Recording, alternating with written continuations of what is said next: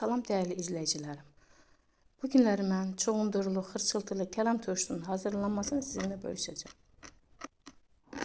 İlk öncə 6 kiloqram kələmi və tərəvəzləri tərtəmiz axar suda yudum.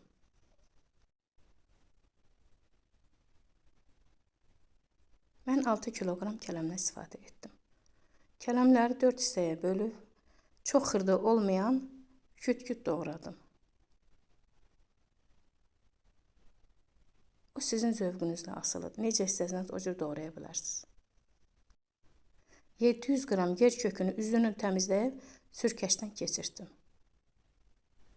5-6 ədəd sarımsağı da sürkəşdən keçirtdim. 2 ədəd acı istor, 4 ədəd də şirin biber doğradım. 700 qram çuğundur da soyub sürkəşdən keçirtdim.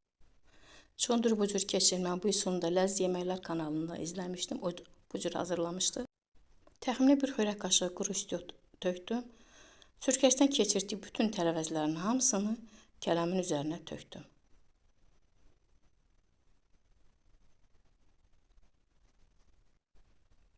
Turşuya göyərti olaraq 2 dəstə cəfərdən istifadə etdim.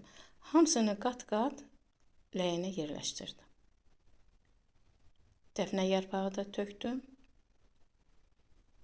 Sonda bir dolu xörək qaşığı kəklik otu bitkisini əlavə etdim.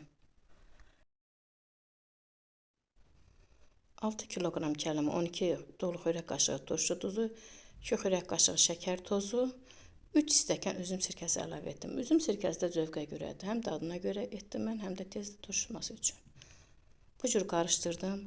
Öz suyundan da istifadə etdim. Biraz da su töküb balonlara yerləşdirdim. Bir həftə ərzində sərin qaranlıq bir yerdə saxladım. Artıq turşumuz hazır oldu. Göz haqqınızı halal edin. Allaha amanat olun. Əgər kanalıma abunə deyilsinizsə, abunə olub bəyənməyi unutmayın. Hər kəsə öz təşəkkürümü bildirirəm.